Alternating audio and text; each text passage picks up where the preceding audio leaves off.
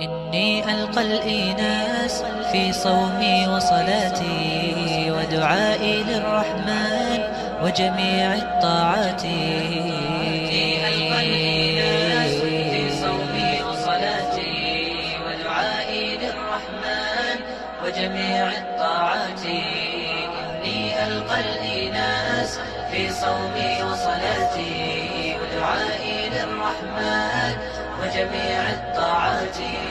هل لي من الرحمن فيضا من البركات أنجو من النيران ومخاطر الدركات. هل لي من الرحمن فيضا من البركات أنجو من النيران ومخاطر الدركات. ويرجح الميزان ويرجح الميزان بجميل الحسنات. إني ألقى الإيناس في صومي وصلاتي ودعائي للرحمن وجميع الطاعات. إني ألقى الإيناس في صومي وصلاتي ودعائي للرحمن وجميع الطاعات. تمضي بنا الأعمار ومصيرنا القبور، هل حفرة من نار أم روضة من نور؟ تمضي بنا الأعمار ومصيرنا القبور، هل حفرة من نار أم روضة من نور؟ رباه يا رباه، رباه يا رباه، رباه يا رباه فاغفر خطيئتي. إني ألقى الإيناس في صومي وصلاتي ودعائي للرحمن وجميع الطاعات. إني ألقى الإيناس في صومي وصلاتي ودعائي للرحمن وجميع الطاعات. هل لي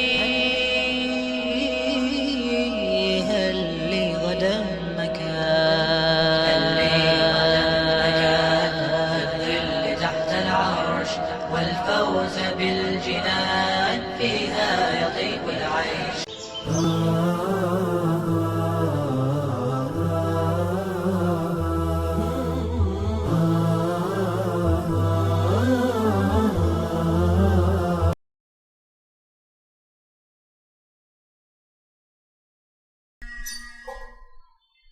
الحمد لله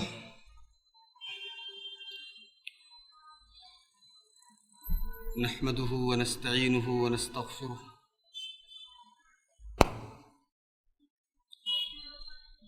ونعوذ بالله من شرور أنفسنا ومن سيئات أعمالنا.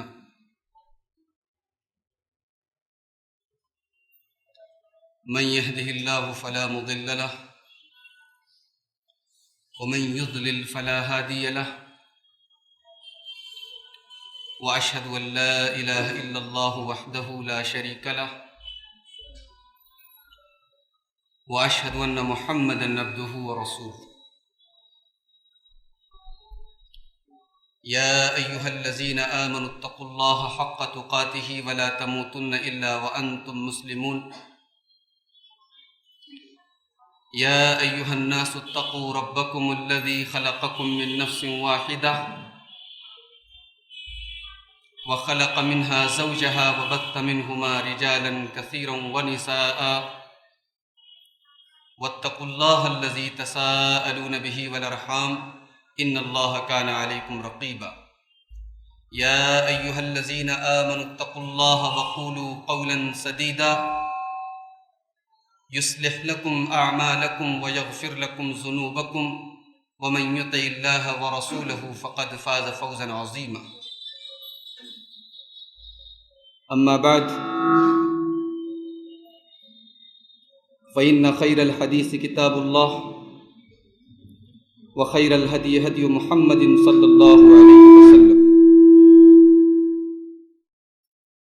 وشر الأمور محدثاتها، وكل محدثة بدعة،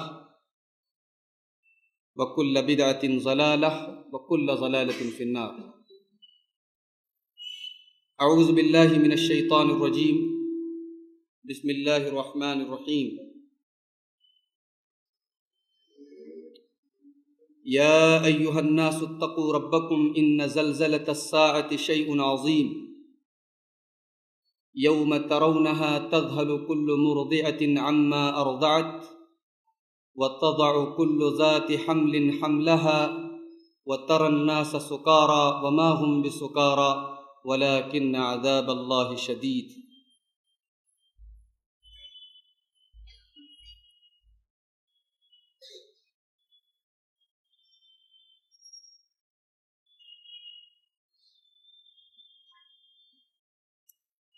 محترم حاضرین،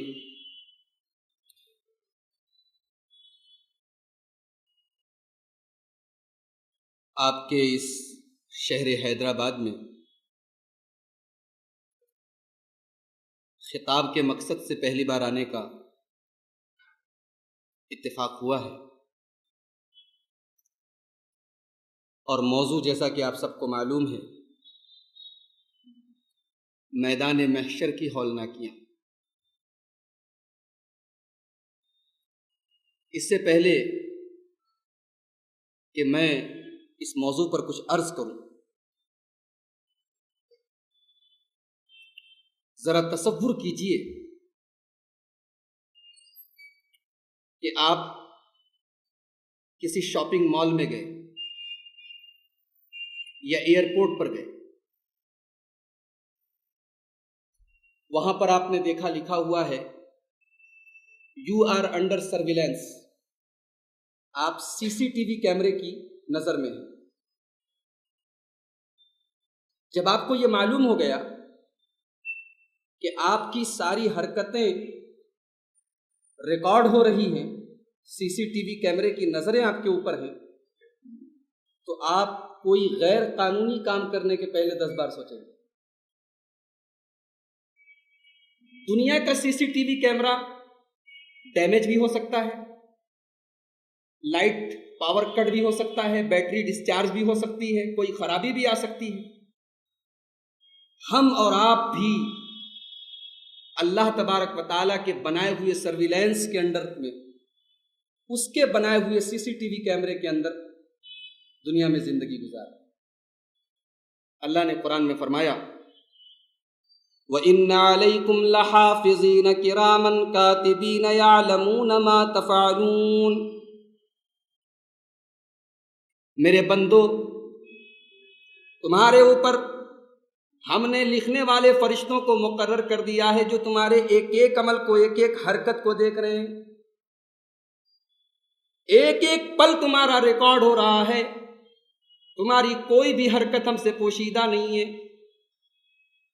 کتنے افسوس کی بات ہے، بندے کی ایک ایک حرکت ریکارڈ ہو رہی ہے اور پھر بھی بندہ عیش و آرام کی زندگی گزار رہا ہے، بے فکری کی زندگی گزار رہا ہے، گناہ پر گناہ کر رہا ہے، اللہ کی نافرمانی بھی کر رہا ہے، اللہ کے قانون کو توڑ بھی رہا ہے، اور اسے معلوم ہے کہ ہمارا ایک ایک عمل ریکارڈ بھی ہو رہا ہے۔ بلکہ عمل تو میں نے زیادہ بڑا ورڈ یوز کر دیا، اللہ نے تو فرمایا ما یلفظ من قول الا لدیہ رقیب عتید۔ میرے بندے، تیری زبان سے ایک لفظ بھی اگر نکلتا ہے، ایک ورڈ بھی اگر تیرے منہ سے اگر نکلتا ہے تو وہ بھی لکھا جا رہا ہے، وہ بھی ریکارڈ ہو رہا ہے۔ ایسی دنیا میں ہم اور آپ زندگی گزار، اللہ کے بنائے ہوئے ایسے سسٹم کے تحت ہم زندگی گزار رہے ہیں۔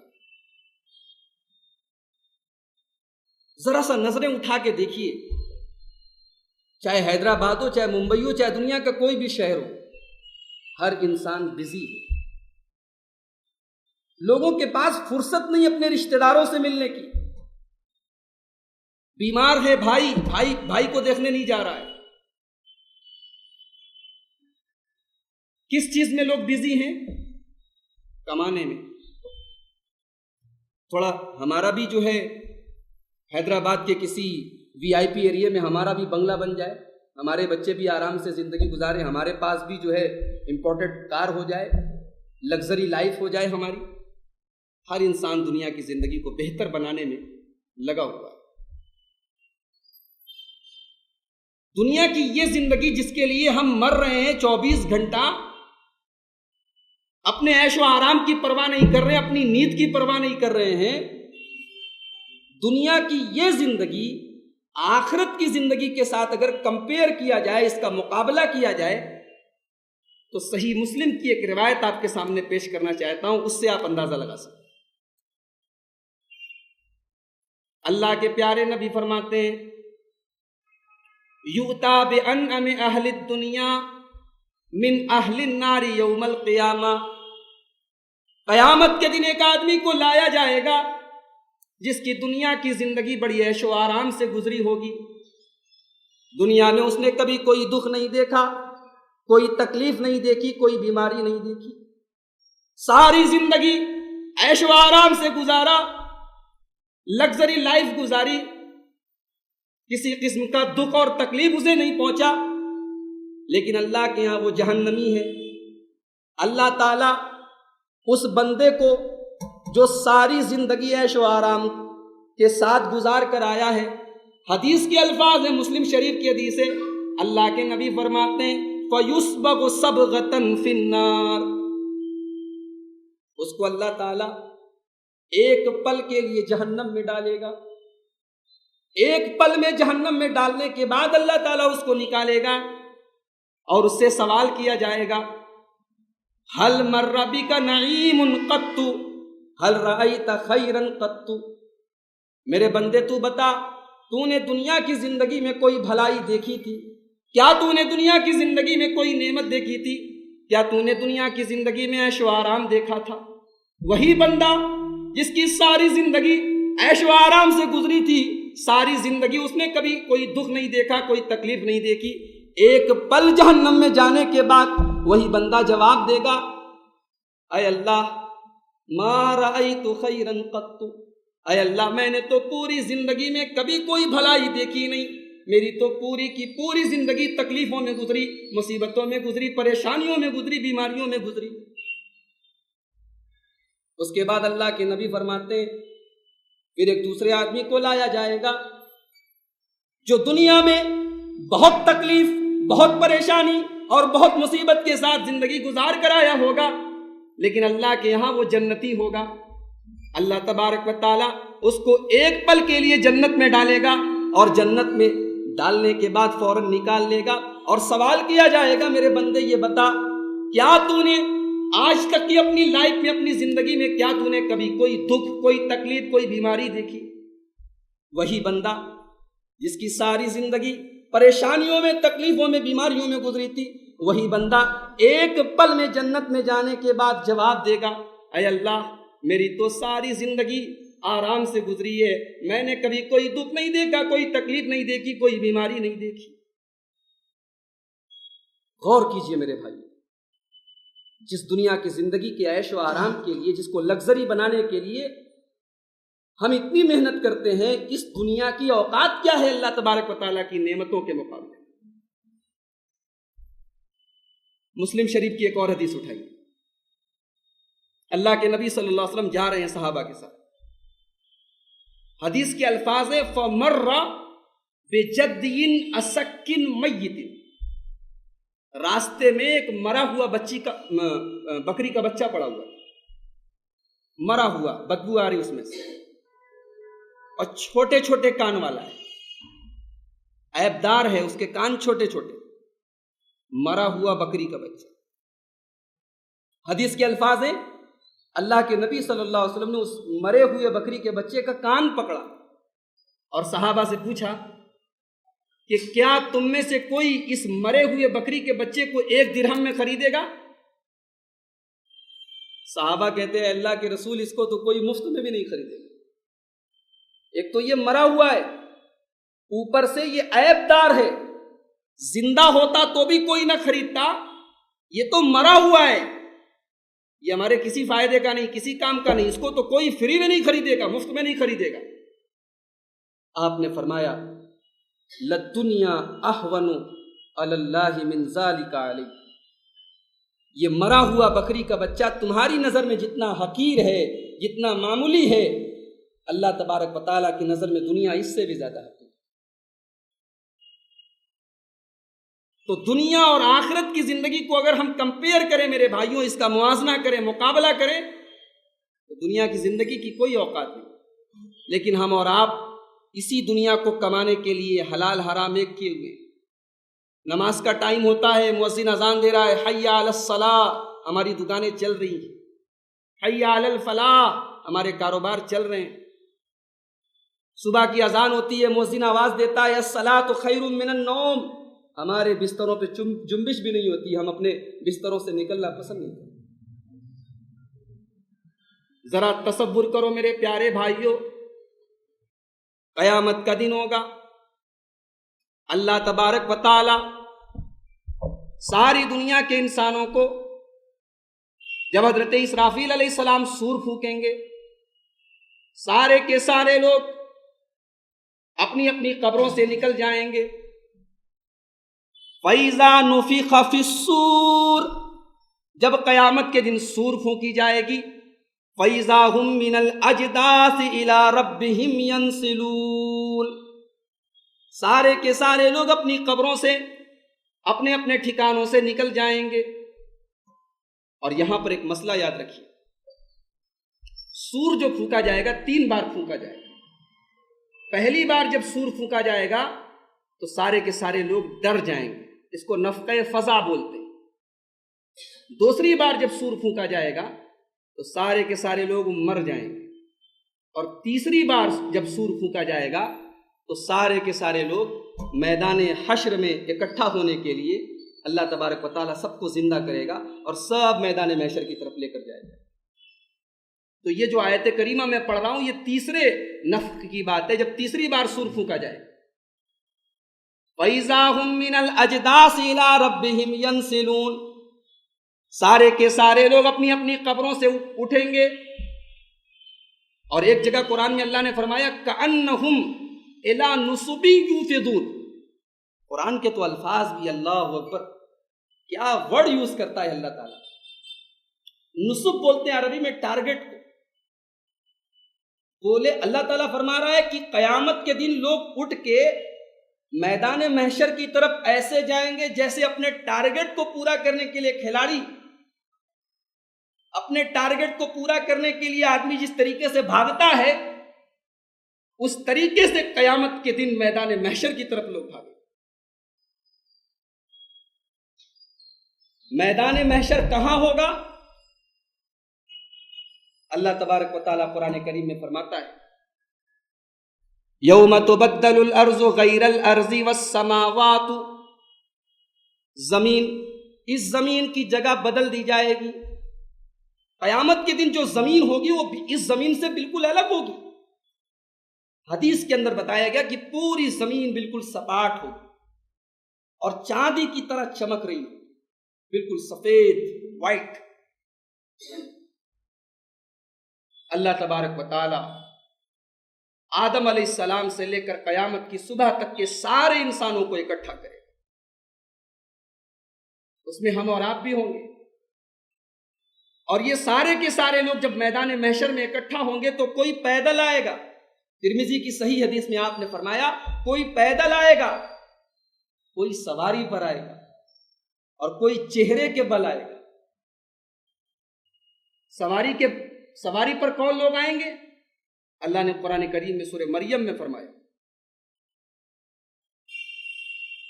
وَيَوْمَ نَحْشُرُ الْمُتَّقِينَ إِلَى الرَّحْمَنِ وَفْدًا، ہم قیامت کے دن متقیوں کو، اللہ سے ڈرنے والوں کو، جن کے اندر تقوی ہوگا، ان کو سوار کر کے رحمان کی طرف اکٹھا کریں گے۔ وہ میدان محشر میں سوار ہو کر آئیں گے۔ تقوی کا لفظ اللہ نے استعمال کیا۔ حضرت ابو ہریرہ سے پوچھا گیا کہ تقوی کیا ہے؟ انہوں نے کہا کہ کیا تم نے کانٹے دار راستہ نہیں دیکھا؟ راستے میں کانٹا ہوتا ہے تو تم کیا کرتے ہو؟ سوال کرنے والے نے کہا کہ میں کسی طریقے سے کانٹے سے اپنا دامن بچا کے آگے نکلتا ہوں۔ کہا اسی کا نام تقوی ہے، اسی کا نام تقوی ہے۔ دنیا کی زندگی میں قدم قدم پر گناہوں کا کانٹا آپ کے سامنے آئے گا۔ شیطان اللہ تبارک و تعالیٰ کی نافرمانی کے کاموں کو آپ کے سامنے سجا کر مزین کر کے لائے گا، اور آپ کو قربانیاں دینی پڑیں گی، اپنی خواہشات نفس کو قربان کرنا پڑے گا، تب جنت ملے گی۔ جنت اتنی آسان نہیں ہے۔ حفت الجنت بالمکارہ، جنت میں جانے کے لیے آپ کو اپنے نفس پر، اپنے جو ہے ضمیر پر کنٹرول کرنا پڑے گا، اپنے نفس کی، اپنی شہوات کی قربانیاں دینی پڑے گی۔ تو اللہ نے کیا فرمایا کہ ہم متقیوں کو، جن کے اندر تقویٰ ہوگا،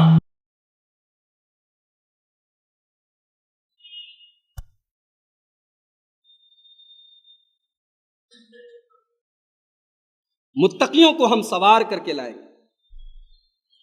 اور کافروں کا حال کیا ہوگا؟ ان کا چہرہ نیچے ہوگا، پیر اوپر ہوگا، اور چہرے کے بل وہ گھسٹتے ہوئے میدان محشر میں لائے جائیں گے۔ حدیث کے الفاظ ہے، ترمذی کی روایت ہے، ایک صحابی نے پوچھا یا رسول اللہ ایسا کیسے پاسبل ہے، ایسا کیسے ممکن ہے کہ چہرے کے بل انسان چلے گا؟ آپ نے فرمایا کہ وہ اللہ جو تمہیں پیروں سے چلانے پر قادر ہے، قیامت کے دن تمہیں چہرے کے بل بھی چلا سکتا ہے۔ ہم نے اور آپ نے سانپ کو دیکھا ہوگا، سانپ اپنے پیٹ کے بل چلتا ہے۔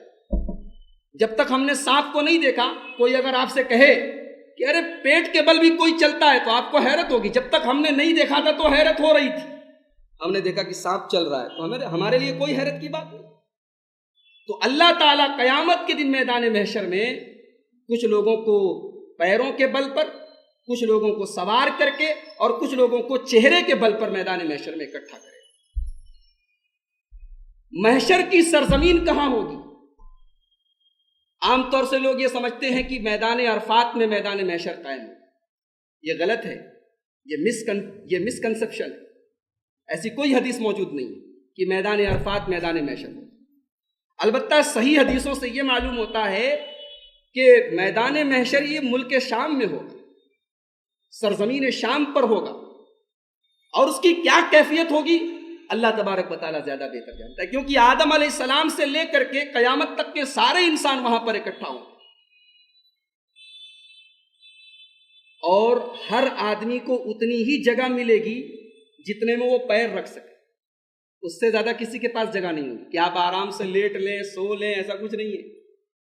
سارے کے سارے لوگ اکٹھا ہوں گے، اور ہر آدمی کو صرف اپنا پیر رکھنے کی جگہ ہوگی۔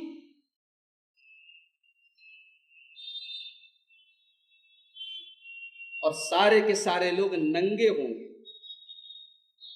یہ بہترین شیروانی، حیدرآبادی شیروانی پہننے والوں، قیامت کے دن سارے کے سارے لوگ ننگے ہوں گے۔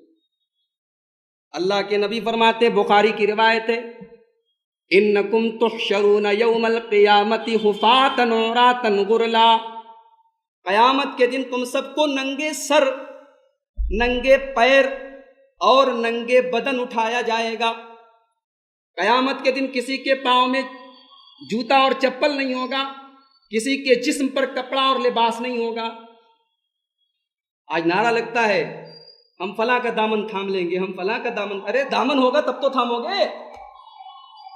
سارے کے سارے لوگ ننگے ہوں گے، غرلا، سارے کے سارے لوگ غیر مختون ہوں گے۔ آپ کے گھر میں بچہ پیدا ہوتا ہے، آپ ختنہ کراتے ہیں، لیکن قیامت کے دن سارے کے سارے لوگ بغیر ختنے کے ہوں گے، غیر مختون ہوں گے۔ جیسے ماں کے پیٹ سے بچہ پیدا ہوتا ہے، ننگے سر، ننگے پیر، ننگے بدن، غیر مختون، ویسے اللہ تعالیٰ قیامت کے دن اکٹھا کرے۔ حضرت عائشہ جو اس حدیث کو روایت کرتی ہیں، انہوں نے سوال کر دیا، اے اللہ کے رسول، جب سارے کے سارے لوگ ننگے ہوں گے، الرجال والنساء جميعا ينظر بعضهم الى بعض، مرد بھی وہاں پر ہوں گے، عورتیں بھی ہوں گی۔ حضرت عائشہ شرم و حیا والی تھی، ان کا دماغ فوراً اس طرف گیا کہ اے اللہ کے نبی، تب تو مردوں کی نظریں عورتوں کی طرف پڑیں گی، عورتوں کی نظریں مردوں کی طرف پڑیں گی۔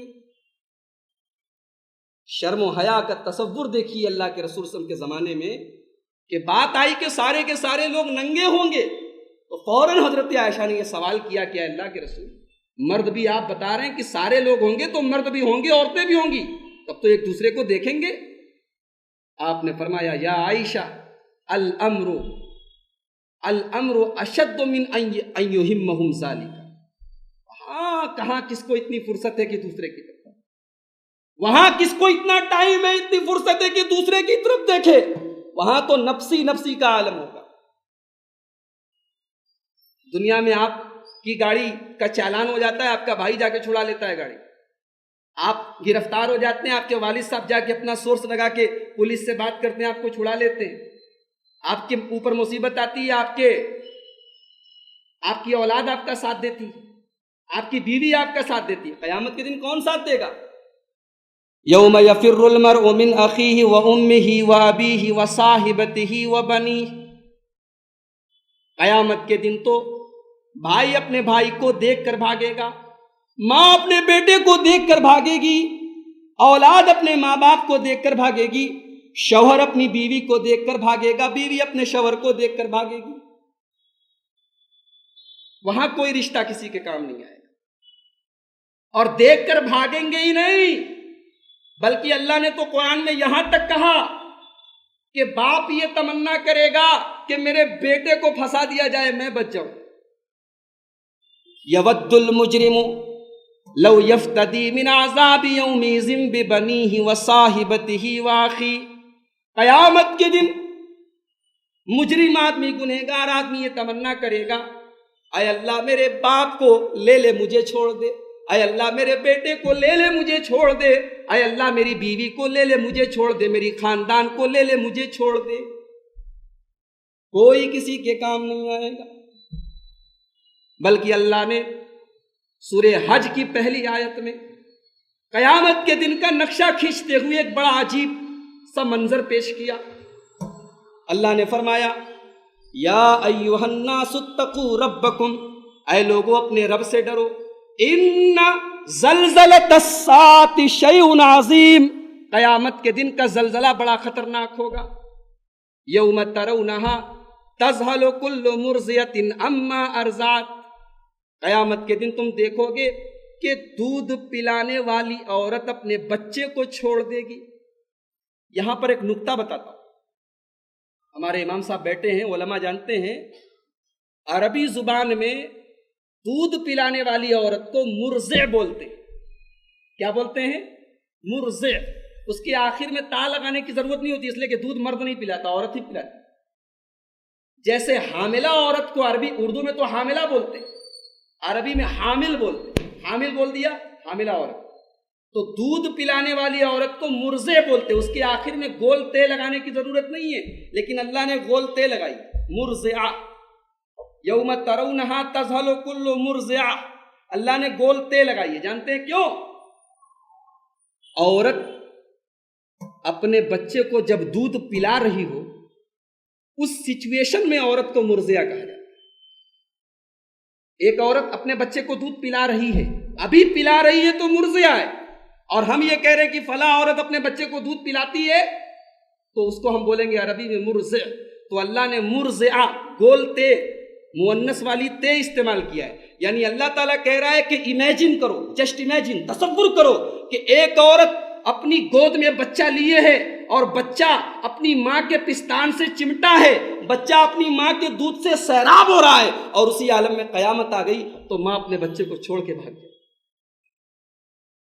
یہ قیامت کے دن کی سختی کا یہ عالم. یوم ترونھا تذہل کل مرضعۃ عما ارضعت. دودھ پلا رہی، دودھ پلانے والی عورت اپنے بچے سے غافل ہو جائے گی. وَتَضَعُ كُلُّ ذَاتِ حَمْلٍ حَمْلَهَا، اور حاملہ پریگننٹ عورتوں کے حمل ساقط ہو جائیں گے، ان کے حمل گر جائیں گے، آٹومیٹیکلی ان کے حمل ایبرٹ ہو جائیں گے، ایبورشن ہو جائے گا ان کا. قیامت کے دن کی گھبراہٹ سے، سختی سے ان کے پیٹ میں جو حمل ہوگا وہ ساقط ہو جائے گا.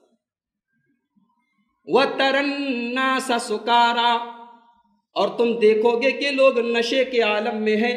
وَمَا هُمْ بِسُكَارَى، حالانکہ وہ نشے کے عالم میں نہیں ہوں گے. وَلَكِنَّ عَذَابَ اللَّهِ شَدِيدٌ، بلکہ اللہ کا عذاب بڑا دردناک ہوگا. نشے کی حالت میں آپ کسی کو دیکھیں، آنکھیں چڑی ہوئی ہوتی، چہرے سے پتہ لگ جاتا ہے کہ نشے کے عالم میں. قیامت کے دن بھی سختی کا یہ عالم ہوگا کہ آدمی کو دیکھ کر لگے گا کہ یہ نشے کی حالت میں، لیکن وہاں کوئی نشہ نہیں ہوگا، وہ اللہ کا عذاب ہوگا۔ سورج گرمی کا کیا حال ہوگا؟ اللہ کے نبی فرماتے ہیں سورج 1 میل کی دوری پر ہوگا۔ سائنس تو اس بات کو ایکسیپٹ نہیں کرے گی، اس لیے کہ سائنسٹفک پوائنٹ آف ویو سے موجودہ دور میں سورج 9 کروڑ 33 لاکھ میل کی دوری پر ہے۔ 9 کروڑ 33 لاکھ میل کی دوری پر حالت یہ ہے کہ ہمارے یو پی اور دلی میں جب مئی اور جون کی گرمی ہوتی ہے تو آدمی سڑک پر کھڑا نہیں ہو سکتا، پسینہ ٹپ ٹپ چوئے گا۔ یہ 9 کروڑ 33 لاکھ میل کی دوری پر سورج ہے، تب یہ حال ہے، اور یہ بھی سورج کی پوری گرمی ہمیں نہیں مل رہی ہے، اس کی گرمی کا بہت تھوڑا سا حصہ ہمیں مل رہا ہے۔ ذرا غور کرو میرے پیارے بھائیوں، جب یہ سورج 1 میل کی دوری پر ہوگا کیا گرمی کا عالم ہوگا، کیا تپش کا عالم ہوگا، اور پسینہ، اللہ کے نبی فرماتے ہیں کہ پسینہ لوگ اپنے اپنے عمل کے مطابق پسینے میں ڈوبے ہوں گے، کسی کا پسینہ ٹخنے تک، کسی کا گھٹنے تک، کسی کا کمر تک، اور کوئی پورا کا پورا پسینے میں ڈوبا ہوگا۔ ہم لوگ محاورے میں بولتے ہیں کہ اتنی گرمی تھی کہ پسینے میں ڈوب گئے، یہ محاورہ ہے ہمارے یہاں، قیامت کے دن حقیقت ہوگا، لوگ پسینے میں ڈوبے ہوں گے، پسینے میں تیر رہے ہوں گے، شدت کا یہ عالم ہوگا۔ بخاری کی روایت ہے، اللہ کے نبی فرماتے ہیں کہ میدان محشر میں سارے کے سارے لوگوں کو اللہ تعالیٰ ایک میدان میں اکٹھا کرے، یسمعہم الداعی وینفذہم البصر، اگر کوئی پکارے تو اس کی پکار کو پورے میدان محشر میں لوگ سن سکتے ہیں۔ کیا ٹیکنالوجی اللہ تعالیٰ یوز کرے گا، ان اللہ علی کل شیء قدیر۔ آج آپ کا یہ مائک ہے، کتنی دور تک آواز پہنچے گی؟ بہت محنت کریں گے آپ، بہت تار دوڑائیں گے، بہت ٹیکنالوجی کا استعمال کریں گے تو آپ اپنے حیدرآباد تک آواز کو پھیلا دیں گے، انڈیا تک آواز کو پھیلا دیں گے۔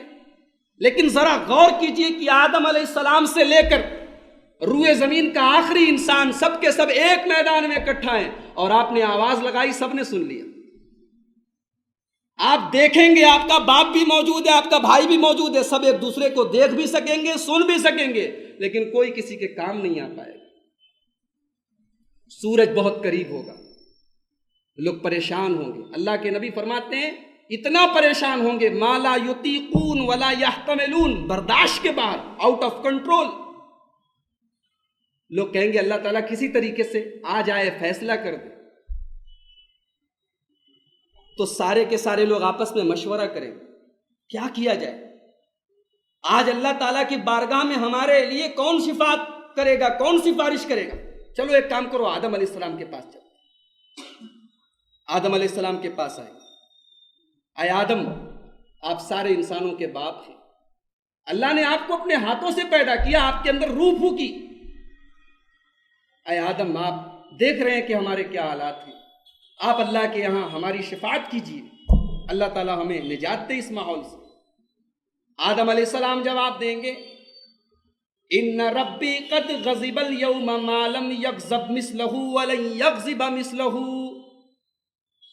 میرا رب آج اس قدر ناراض ہے کہ نہ تو اتنا ناراض کبھی ہوا تو نہ ہوگا۔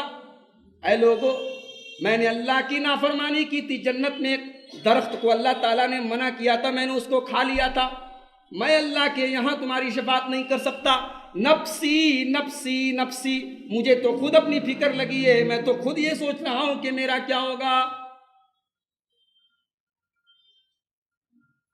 نبی کہہ رہا ہے کہ مجھے اپنی فکر ہے۔ یہاں لوگ تصور بٹھائے ہیں کہ فلاں کا دامن تھام لو، فلاں کا دامن تھام لو، فلاں کا دامن تھام لو، مصیبت پار ہو جائے گی، بیڑا پار ہو جائے گا۔ میں نے ابھی حدیث پڑھی کہ قیامت کے دن سارے کے سارے لوگ ننگے ہوں گے، اور مسلم شریف کی حدیث ہے کہ قیامت کے دن سب سے پہلے کپڑا پہنایا جائے گا حضرت ابراہیم علیہ السلام۔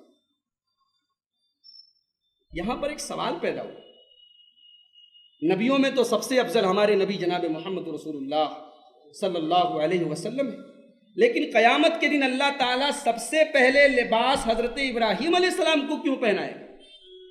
اس سوال کا جواب حدیث میں نہیں دیا گیا۔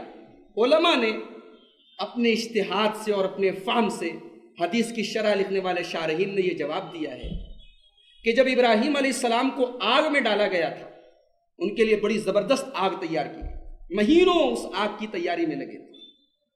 اس آگ میں ڈالنے کے پہلے اللہ کے خلیل کو، ابراہیم علیہ السلام کو لوگوں نے ننگا کیا تھا، ننگا کر کے ان کو آگ میں ڈالا تھا۔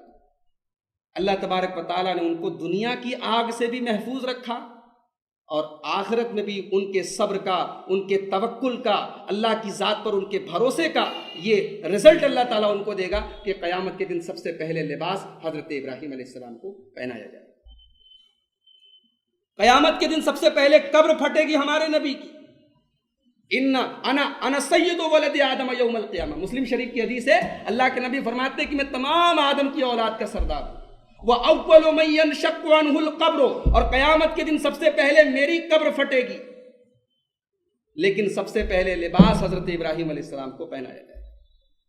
تو آدم علیہ السلام منع کر دیں گے، بولے میں نہیں کر سکتا، لستو لہا، میرے بس کی بات نہیں ہے، ایک کام کرو تم نوح علیہ السلام کے پاس جاؤ۔ لوگ نوح علیہ السلام کے پاس آئیں گے، کہیں گے اے نوح، آپ روئے زمین پر اللہ کے پہلے رسول ہیں، اللہ نے آپ کو عبدن شکورا کہا ہے، شکر گزار بندہ کہا ہے، آپ ہماری حق میں اللہ کے یہاں سفارش کر دیجیے، آپ ہمارے حالات دیکھ رہے۔ نوح علیہ السلام بھی وہی جواب دیں گے، لستو لہا، میرے بس کی بات نہیں، میرا رب آج بہت ناراض ہے، اتنا ناراض نہ تو میرا رب کبھی تھا نہ ہوگا۔ میں نے، اللہ نے ایک دعا مجھے دی تھی جس کے قبول کرنے کی گارنٹی لی تھی، میں نے اپنی قوم کے لیے بد دعا کر دی تھی اور اپنی اس دعا کو استعمال کر لیا تھا، اس لیے میں تمہاری مدد نہیں کر سکتا، تم ابراہیم علیہ السلام کے پاس جاؤ۔ لوگ ابراہیم علیہ السلام کے پاس آئیں گے، اے ابراہیم، اللہ نے آپ کو اپنا خلیل بنایا، اپنا رسول بنایا، آپ ہمارے حالات کو دیکھ رہے ہیں، آپ اللہ کی بارگاہ میں سفارش کر دیجئے۔ ابراہیم علیہ السلام بھی وہی جواب دیں گے، ان ربی قد غضب اليوم، میرا رب آج بہت ناراض ہے، اتنا ناراض نہ کبھی تھا نہ ہے نہ ہوگا، میں تمہارے حق میں صفات نہیں کر سکتا کیونکہ میں نے دنیا میں 3 جھوٹ بولے تھے، حالانکہ ابراہیم علیہ السلام نے کوئی جھوٹ نہیں بولا تھا، وہ دیکھنے میں جھوٹ تھا، حقیقت میں جھوٹ تھوڑی تھا۔ جا رہے تھے، ظالم بادشاہ کے پاس سے گزر ہوا، بادشاہ نے پوچھا یہ کون ہے؟ انہوں نے کہا میری بہن ہے، کیونکہ ان کو پتا تھا کہ بادشاہ کو یہ معلوم ہوگا کہ یہ میری بیوی ہے تو بادشاہ مار ڈالے گا۔ اپنی جان بچانے کے لیے اور اپنی بیوی کی عزت بچانے کے لیے انہوں نے کہا یہ میری بہن ہے، اور مقصد یہ تھا کہ یہ میری اسلامی بہن ہے، پوری دنیا میں اس وقت میں اللہ کی توحید پر ہوں اور یہ اللہ کی توحید پر ہے، اس ایمان کے رشتے کے اعتبار سے یہ میری بہن ہے، لیکن سامنے والے کو یہ دکھانا تھا، سامنے والے کو یہ جو ہے ڈوج دینا تھا، وہ یہ سمجھے کہ اس کی سگی بہن ہے، لیکن حقیقت میں جھوٹ نہیں، اس کو عربی میں توریہ بولتے ہیں، یہ جھوٹ نہیں ہے۔ قوم کے لوگ آئے، بولے چلو ابراہیم میلے میں چلو، ابراہیم علیہ السلام بولے نہیں میں بیمار ہوں۔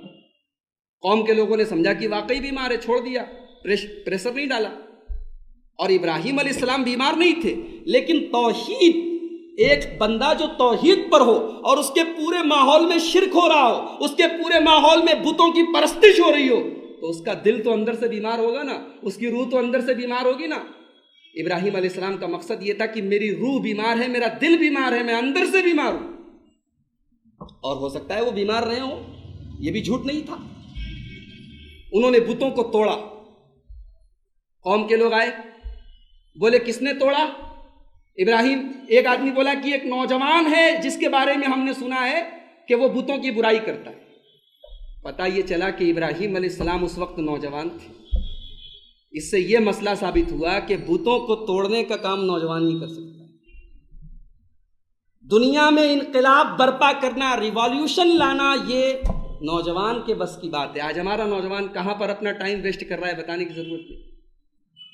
ابراہیم نوجوان تھے، قالوا سمعنا فتن، قرآن کی عبارت ہے سورہ انبیاء کی، ہم نے ایک نوجوان کو سنا ہے جس کا نام ابراہیم ہے، جو ان بتوں کی برائی بیان کرتا ہے۔ ابراہیم علیہ السلام کو لایا گیا، اَأَنْتَ فَعَلْتَ هَذَا بِآلِهَتِنَا یا ابراہیم، اے ابراہیم کیا تم نے ہمارے معبودوں کے ساتھ یہ کام کیا ہے؟ ابراہیم بولے بل فعلہ کبیرہم ھذا، بلکہ ان کے بڑے نے کیا ہے۔ یہاں بھی جھوٹ نہیں تھا، ان کے بڑے نے کیا، یعنی میں نے کیا، ان سے بڑا میں ہوں، میں نے کیا ہے۔ لیکن وہاں مقصد یہ تھا ان کو توحید کا سبق دینا تھا، ان سے مناظرہ کرنا تھا، ان کو یہ بتانا تھا کہ یہ پتھر کے بت کسی کام کے نہیں ہیں۔ جو اپنا ڈیفنس نہ کر سکے، اپنے کو بچا نہ سکے، وہ تمہاری مصیبت کو کیسے دور کرے؟ تو یہ جھوٹ نہیں تھا، یہ توریہ تھا، یہ جائز ہے، حلال ہے۔ کبھی آپ کی جان مصیبت میں پھنس جائے تو آپ اگر توریہ کر لیں، یعنی ایسی بات بول لیں جو حقیقت میں سچ ہو لیکن سامنے والے کو جو ہے کچھ اور بتانا مقصد ہو، تو یہ جائز ہے۔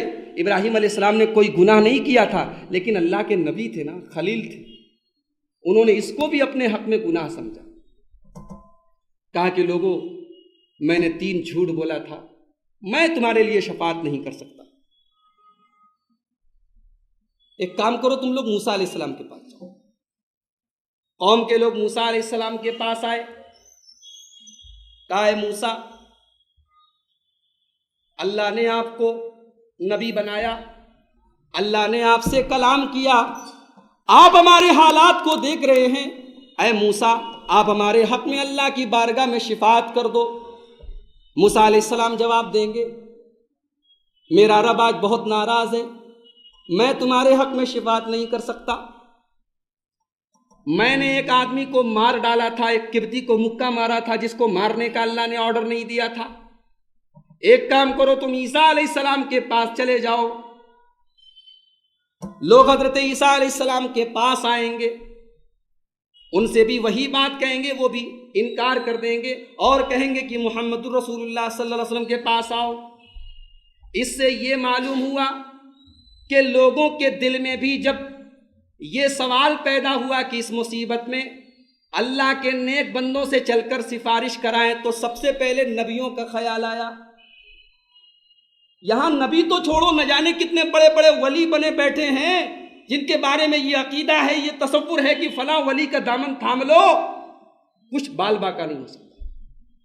یہاں بڑے بڑے پیغمبر، بڑے بڑے نبی انکار کر رہے ہیں، کہہ رہے ہیں نفسی نفسی نفسی، مجھے اپنی فکر ہے، مجھے اپنی چنتا ہے، مجھے اپنی ٹینشن ہے، میں کچھ نہیں کر سکتا۔ سب سے بڑا ولی تو نبی ہوتا ہے نا، نبی سے بڑا کون ولی ہو سکتا ہے؟ یہاں سارے نبی انکار کر رہے ہیں۔ اور اس سے ایک بات یہ بھی معلوم ہوئی کہ وسیلہ کی 3 قسمیں ہوتی ہیں۔ جو جائز وسیلہ ہے اس میں سے ایک وسیلہ یہ ہے کہ جو زندہ ہو، جو موجود ہو، اس سے دعا کرائی جائے۔ لوگوں نے آدم علیہ السلام سے آ کر یہ نہیں کہا کہ اے آدم آپ ہماری مصیبت کو دور کر دیجئے، کہا کہ آپ اللہ سے دعا کیجئے۔ اے موسیٰ آپ اللہ سے دعا کیجئے، اے عیسیٰ آپ اللہ سے دعا کیجئے کہ ہماری اس مصیبت کو دور کر۔ تو وسیلہ کی یہ جائز قسم ہے کہ جو زندہ ہو، جو موجود ہو، جو سامنے ہو۔ جس کا انتقال ہو گیا، جس کو اللہ تعالیٰ نے موت دے دی، جو دنیا سے چلے گئے، وہ ہمارے حق میں کوئی مدد نہیں کر سکتے، ہمارے لیے کوئی شفاعت نہیں کر سکتے۔ اب آخر میں جناب محمد رسول اللہ صلی اللہ علیہ وسلم کے پاس آئیں گے، کہیں گے اللہ کے رسول، آپ کو اللہ نے رسول بنایا اور آپ کو آخری نبی بنایا، آپ اللہ کی بارگاہ میں ہمارے لیے سفارش کریں۔ اللہ کے نبی فرماتے ہیں سارے نبیوں نے نفسی نفسی کہا تھا، مجھے اپنی فکر ہے، اپنی فکر ہے، اپنی فکر ہے، لیکن میرا نبی وہ واحد نبی ہے جس کو اپنے سے زیادہ اپنی امت کی فکر ہے۔ آپ نفسی نفسی کا لفظ یوز نہیں کریں گے، استعمال نہیں کریں گے، بلکہ حدیث کے الفاظ ہے، بخاری کی روایت ہے، فَأَنْطَلِقُ فَآتِي تَحْتَ الْعَرْشِ، جب لوگ میرے پاس سفارش کرنے کے لیے آئیں گے تو میں چل کر اللہ کے عرش کے نیچے چلا جاؤں گا اور میں سجدے میں گر جاؤں گا۔ پرسوں ایک صاحب نے واٹس ایپ پر میرے پاس ایک سوال بھیجا کہ مولانا قیامت کے دن ہر چیز فنا ہو جائے گی تو عرش بھی فنا ہو جائے گا، تو عرش جب فنا ہو جائے گا تو اللہ تعالیٰ کہاں ہوگا؟ اس قسم کے سوالات بھی آج لوگ کر رہے ہیں۔ بھئی عرش کا تعلق غیب سے. اللہ نے قرآن میں فرمایا الرحمن علی العرش استوی، رحمان اپنے عرش پر مستوی ہے. کیسے مستوی ہے؟ اللہ تعالیٰ کو تو کسی جگہ کی کوئی حاجت نہیں ہے، کوئی ضرورت نہیں ہے. ہمیں اور آپ کو بیٹھنے کے لیے کرسی کی ضرورت ہے. ہم اللہ تبارک و تعالیٰ کو اپنے اوپر امیجن نہیں کر سکتے، قیاس نہیں کر سکتے. ہمیں قرآن اور حدیث میں اللہ تعالیٰ کے بارے میں جتنا بتایا گیا ہے ہمیں ماننا ہے. اللہ تعالیٰ اپنے عرش پر ہے تو ہے. یہ سوال کرنا کہ اللہ کا عرش فنا ہو جائے گا تو اللہ تعالیٰ کہاں رہے گا، اللہ تعالیٰ کے بارے میں اس قسم کا سوال کرنا اللہ تعالیٰ کی توہین ہے. ہمیں اس قسم کے سوال کا کوئی حق نہیں پہنچتا. یہاں بھی دیکھیے اللہ کے نبی فرما رہے کہ میں اللہ کے عرش کے نیچے سجدہ کروں گا، میں سجدے میں گر جاؤں گا. اور ایک بڑے نکتے کی بات بتاؤں، امام بخاری رحمۃ اللہ علیہ اس حدیث کو کتاب التوحید میں لائے. امام بخاری اس حدیث کو کتاب التوحید میں بھی لائے ہیں. کیوں؟ کیونکہ اللہ کے نبی بھی اللہ کے عرش کے نیچے اللہ کی بارگاہ میں سجدے میں گریں گے، اور سجدے میں بھی اللہ کے نبی فرماتے کہ میں اپنی مرضی سے کچھ پڑھ نہیں پاؤں گا، بلکہ اللہ تعالیٰ اپنی حمد و ثنا کو میرے اوپر کھول دے گا، اور پھر میں اللہ کی ایسی حمد و ثنا بیان کروں گا جو آج تک کسی نے بیان نہیں کیا. اس سے امام بخاری یہ مسئلہ ثابت کر رہے ہیں کہ قیامت کے دن اللہ کے نبی ہماری شفاعت کریں گے. یہ بھی اللہ کی توحید کا ثبوت ہے، اس سے بھی توحید نکلتی ہے. کوئی یہ نہ سمجھے کہ اس میں نبی کا کمال ہے، بلکہ یہ توفیق بھی نبی کو اللہ تعالیٰ ہی نوازے گا، یہ توفیق بھی اللہ تعالیٰ ہی بخشے گا اپنے نبی کو. تو میں اللہ کی ایسی حمد و ثنا بیان کروں گا جو کبھی کسی نے نہیں کیا. تب اللہ تعالیٰ آواز دے گا یا محمد ارفع رأسک، اے محمد سر اٹھائیے. سل تعطا، آپ مانگیے آپ کو دیا جائے گا. اشفع تشفع، آپ سفارش کیجیے آپ کی سفارش قبول کی جائے گی. اس کے بعد فیصلہ ہوگا، حساب ہوگا. حساب کیسے ہوگا؟ نامہ اعمال پیش کیا جائے گا. ساری زندگی کی کمائی ہماری ایک رجسٹر کی شکل میں پیش کی جائے گی. رات کو 12 بجے کمرے میں بند کر کے جو گناہ کیا تھا وہ بھی سامنے آ جائے گا. باپ سے چھپا کر، ماں سے چھپا کر، بھائی سے چھپا کر، کسی کو نہیں معلوم تھا، لیکن اللہ کو تو معلوم تھا نا. اللہ کی نظر سے تو چھپا نہیں تھا. جب وہ ہماری زندگی بھر کی کمائی اور کرتوت ہمارے سامنے آئے گی، تب ہماری زبان سے کیا نکلے گا؟ ما لہذا الکتاب لا یغادر صغیرۃ ولا کبیرۃ الا احصاها. اے اللہ یہ کیسی کتاب ہے، یہ کیسا رجسٹر ہے جس کے اندر ہر چھوٹا بڑا عمل ریکارڈ ہے. میں نے بتایا تھا نا وہ اللہ کا CCTV کیمرہ ہے، اس کی کوئی فوٹیج مس نہیں ہو سکتا، اس کا سسٹم کبھی فیل نہیں ہو سکتا. ایک ایک عمل، زندگی کی ایک ایک ایکٹیویٹی، ایک ایک حرکت اس کے اندر ریکارڈ. بندہ حیرت کرے گا ما لہذا الکتاب، یہ کیسی کتاب ہے. لا یغادر صغیرۃ ولا کبیرۃ الا احصاها، زندگی کا ایک ایک عمل اس کے اندر درج ہے. اس کے بعد اب اللہ تبارک و تعالی جو لوگ پاس ہوں گے، جو لوگ کامیاب ہوں گے، ان کی پہچان یہ ہوگی کہ ان کا نامہ اعمال ان کے دائیں ہاتھ میں، ان کی کتاب ان کے دائیں ہاتھ میں دی جائے. اور جو لوگ ناکام ہوں گے ان کی کتاب ان کے بائیں ہاتھ میں دی جائے. ابو داؤد کی ایک حدیث ہے، صحیح حدیث ہے حضرت عائشہ کی. حضرت عائشہ ایک مرتبہ رو رہی تھی. اللہ کے نبی آئے، عائشہ کیوں رو رہی ہو، کیا بات ہے؟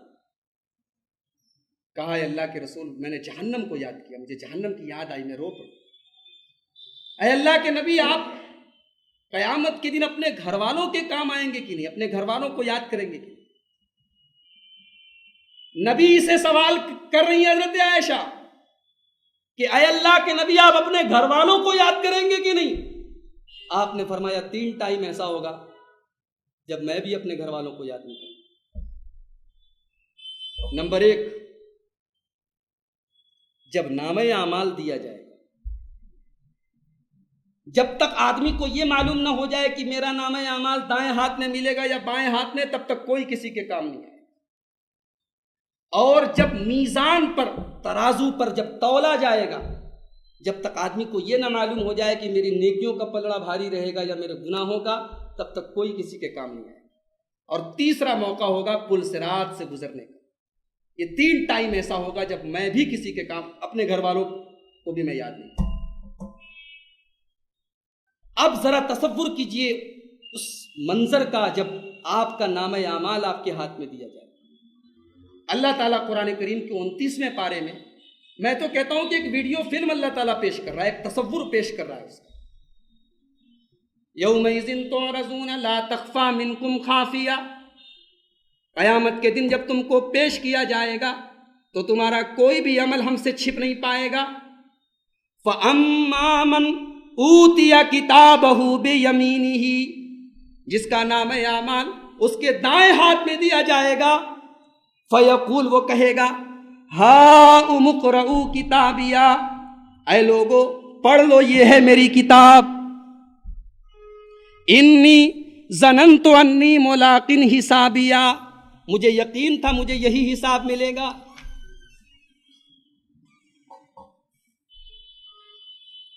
دنیا میں سردی کا، آپ کے ہاں تو سردی بہت کم پڑتی ہے نا، ہمارے یو پی میں آئیے، دلی میں دیکھیے کیا سردی پڑتی ہے۔ صبح کے 4 بجے 5 بجے جب اذان ہوتی ہے سردی کے عالم میں، لوگ آرام سے اپنی رضائی میں، لحاف میں، گدے میں لیٹے، مؤذن کی اذان کی آواز آئی، حی علی الصلاۃ حی علی الفلاح۔ اللہ کا نیک بندہ اپنے بستر کو چھوڑ کر، اپنے آرام کو چھوڑ کر، اپنی رضائی کو چھوڑ کر ٹھنڈے ٹھنڈے پانی سے وضو کر کے مسجد میں جاتا ہے، اللہ کی بارگاہ میں سجدہ کرتا ہے۔ اللہ فرما رہا ہے کہ وہ بندہ جب قیامت کے دن دائیں ہاتھ میں اپنا نام اعمال پائے گا تو کہے گا، انی ظننت انی ملاق حسابیہ، مجھے یقین تھا مجھے میرا بدلہ ملے گا، میں نے اللہ کی سچی عبادت کی تھی، اللہ کا ڈر، اللہ کا تقوی میں نے اپنایا تھا، میری زندگی تقوی کی روشنی میں گزری تھی، مجھے یقین تھا مجھے یہ حساب ملے گا۔ فَهُوَ فِي عِيشَةٍ رَاضِيَةٍ، اللہ کا وہ نیک بندہ عیش و آرام کی زندگی گزارے گا، چاہے دنیا میں وہ جھوپڑ پٹی میں رہنے والا رہا ہو، چاہے دنیا میں بیچارہ غریب رہا ہو، پریشان حال رہا ہو، فی جنت عالیہ، اللہ تعالیٰ اس کو اونچی اونچی جنتوں میں جگہ دے گا، قطوفہا دانیہ، اور جنت میں ہر قسم کا میوہ، ہر قسم کا پھل اس کے لیے جھکا ہوا ہوگا، اس کو محنت کرنے کی ضرورت بھی نہیں، چڑھنے کی ضرورت بھی نہیں، سارا پھل سارا میوہ اس کے لیے جھکا ہوا ہوگا، لے بندے تو کھا، کلوا واشربوا ہنیئا بما اسلفتم فی الایام الخالیہ، اللہ کہے گا میرے بندو کھاؤ پیو، تم نے پیچھے کی زندگی میں، دنیا کی زندگی میں ہمیں خوش کیا تھا، ہماری مرضی کے مطابق زندگی گزاری۔ یہ تو دائیں ہاتھ والے ہو گئے، یہ تو پاس ہو گئے، فیل ہونے والوں کا انجام کیا ہوگا؟ وَأَمَّا مَنْ أُوتِيَ كِتَابَهُ بِالشِّمَالِ، جس کا نام اعمال اس کے بائیں ہاتھ میں دیا جائے گا، وہ کہے گا، یا لیتنی لم اوت کتابیہ، کاش میری کتاب مجھے نہ دی گئی ہوتی، ولم ادری ما حسابیہ، کاش میرا حساب و کتاب مجھے معلوم نہ ہوتا، یا لیتہا کانت القاضیہ، کاش دنیا میں جو موت آئی تھی اسی موت پر میرا کام تمام ہو گیا ہوتا۔ آج جب جنت اور جہنم کی باتیں کی جاتی ہیں تو ہمارے بہت سارے بھائی کہتے ہیں، ارے مولوی صاحب جنت کو کس نے دیکھا، جہنم کو کس نے دیکھا، 4 دن کی زندگی ہے، عیش کر لو، موج کر لو، اس کے بعد مر جانا ہے، مرنے کے بعد کون آنا ہے، کس کو آنا ہے۔ لیکن وہی بندہ قیامت کے دن جب بائیں ہاتھ میں نام اعمال دیا جائے گا، وہی بندہ جواب دے گا، یا لیتہا کانت القاضیہ، کاش دنیا میں جو موت آئی تھی اسی موت پر ہمارا کام تمام ہو گیا ہوتا۔ ما اغنا عنی مالیہ، میرا مال میرے کسی کام کا نہیں ثابت ہوا، میرے مال نے مجھے کوئی فائدہ نہیں پہنچایا۔ میرے پیارے بھائیوں، آپ بھی بزنس کرنے والے، جاب کرنے والے، پیسہ کمانے والے ہوں گے، آپ کا مال دنیا میں آپ کے بہت کام آتا ہے، لیکن اگر یہ مال اللہ کے راستے میں جو آپ نے خرچ کیا اس کی بات الگ ہے، ورنہ قیامت کے دن یہ مال آپ کے کسی کام نہیں آئے گا۔ ما اغنا عنی مالیہ، آج میرا مال میرے کسی کام کا نہیں رہا۔ ہلک عنی سلطانیہ، میری سلطنت، میری حکومت، میری بادشاہت سب برباد ہو گئی، سب ختم ہو گئی، آج مجھے کوئی پوچھنے والا نہیں، آج میری سلطنت، میری لیڈری، میری قیادت کو کوئی پوچھنے والا نہیں۔ آج میری تقریروں پر تالیاں بجانے والے ختم ہو گئے، آج میری لیڈرشپ کا نعرہ لگانے والے ختم ہو گئے، آج میری سلطنت، میری حکومت، میری منسٹری سب برباد ہو گئی۔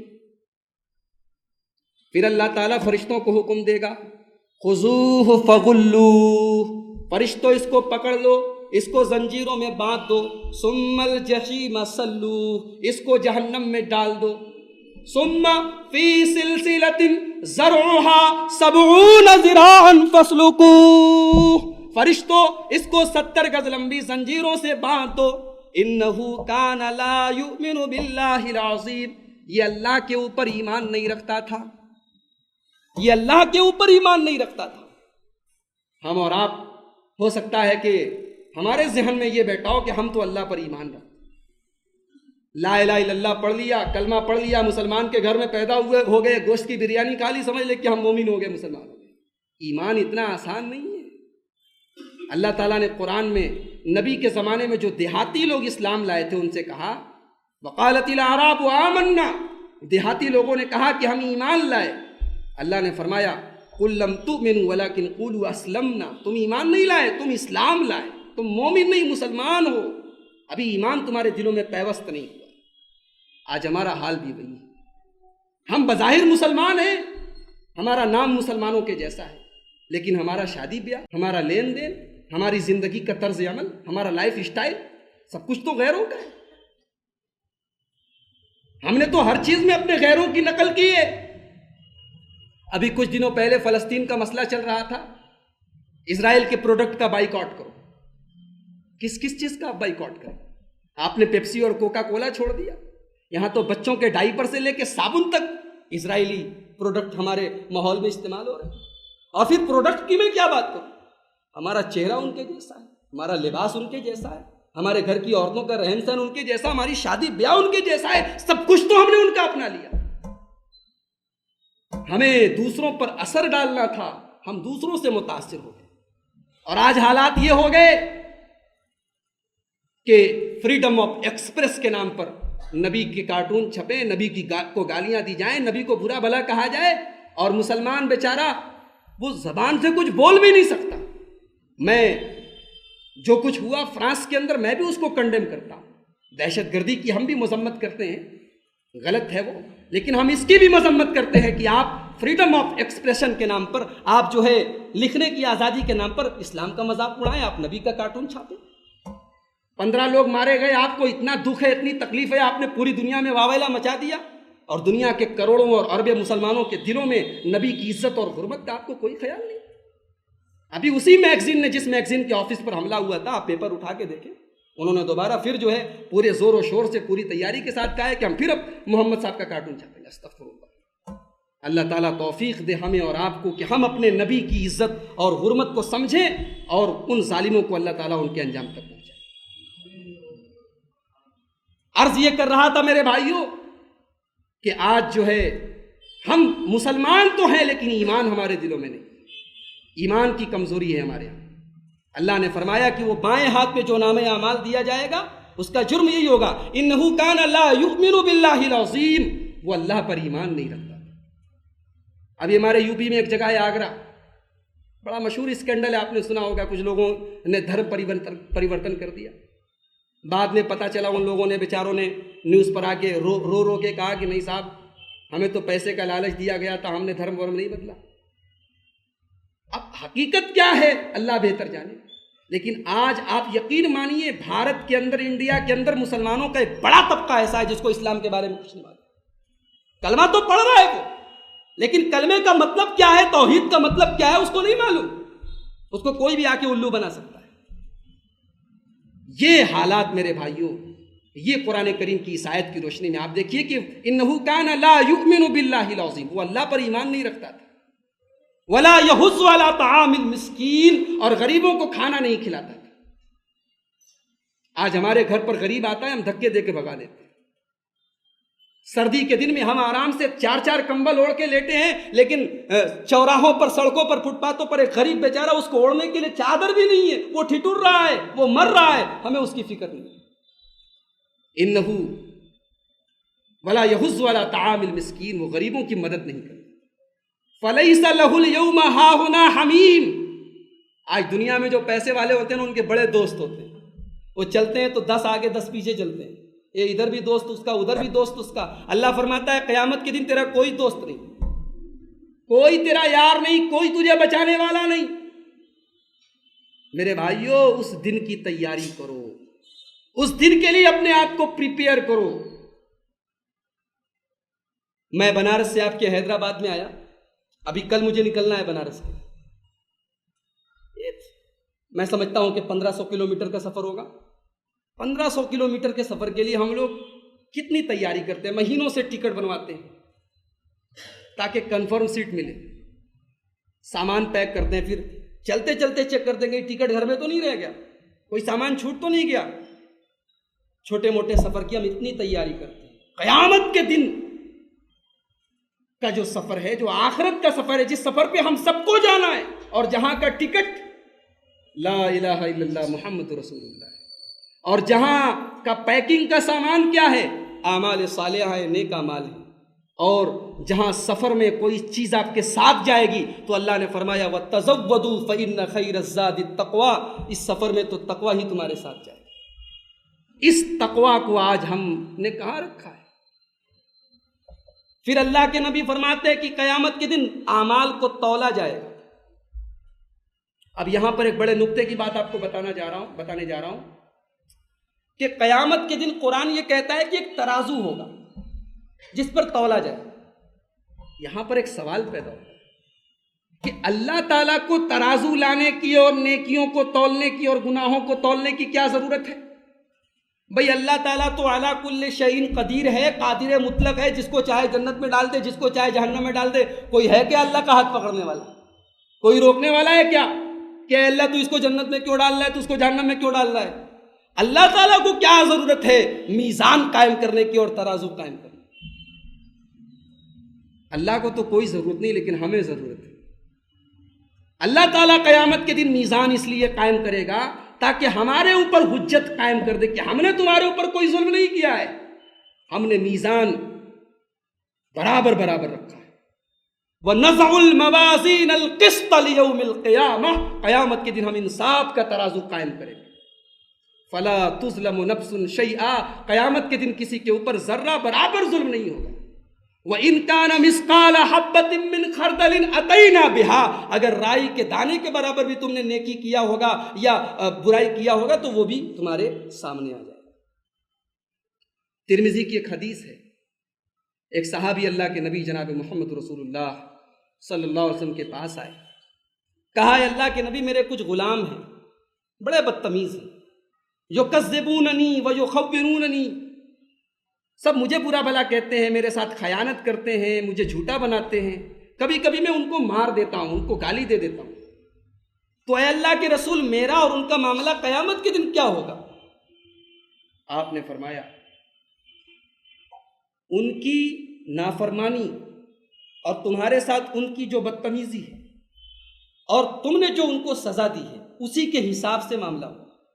اگر ان کی بدتمیزی، گستاخی اور اپنے فرض میں کوتاہی تمہاری سزا سے زیادہ ہے تو تمہارے حق میں بہتر ہے، اور اگر تم نے سزا زیادہ دے دی، ان کی بدتمیزی کم ہے، ان کی غلطی کم ہے اور تمہاری سزا زیادہ ہے تو تمہارے لیے مصیبت ہے۔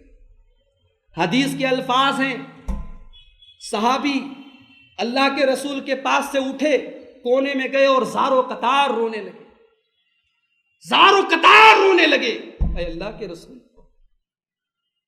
میں کیا کروں؟ کوئی سزا کسی کو تول کے تو نہیں دے سکتا، کوئی ناپ کے تو نہیں دے سکتا۔ اے اللہ کے نبی یہ کیا معاملہ ہے کہ اگر میری سزا ان کی غلطی سے زیادہ تو میرے لیے مصیبت ہے۔ آپ نے فرمایا کیا تم نے قرآن کی آیت نہیں پڑھی؟ وَنَزَعُ الْمَوَازِينَ الْقِسْطَ لِيَوْمِ الْقِيَامَةِ، ہم قیامت کے دن انصاف کا ترازو رکھیں۔ صحابی رونے لگے، کہا اے اللہ کے رسول میں آپ کو گواہ بنا کے کہتا ہوں میں نے ان سب کو آزاد کر دیا، میں برداشت نہیں کر سکتا، یہ میرے کنٹرول کے باہر کی بات ہے کہ میں ان کو ان کے غلطی کے حساب سے سزا دوں، یہ میرے کنٹرول کے بارے میں آپ کو گواہ بنا کے کہتا ہوں کہ میں نے آزاد کیا۔ تو قیامت کے دن میزان قائم ہوگا۔ اچھا میزان میں کیا تولا جائے گا؟ کچھ حدیثوں سے پتہ چلتا ہے کہ نیکیاں تولی جائیں گی. آئیے کچھ حدیثیں آپ کو سنا دیتا ہوں. بخاری شریف کی آخری حدیث تو آپ نے بہت سنی ہوگی. کلمتان حبیبتان الی الرحمن خفیفتان علی اللسان ثقیلتان علی المیزان سبحان اللہ و بحمدہ سبحان اللہ العظیم. یہ بخاری شریف کی آخری حدیث ہے کہ قیامت کے دن میزان پر دو کلمات ایسے ہیں جو بہت بھاری ہوں، لیکن یہ زبان پر بہت ہلکے ہیں، آسانی سے کوئی بھی پڑھ سکتا ہے اور رحمان کو بہت پسند ہے. کیا ہے وہ؟ سبحان اللہ و بحمدہ سبحان اللہ العظیم.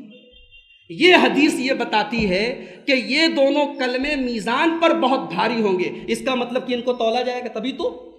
اب اس حدیث کو آپ سامنے رکھیے. اب ایک اور حدیث پڑھنے جا رہا ہوں ترمذی شریف کی.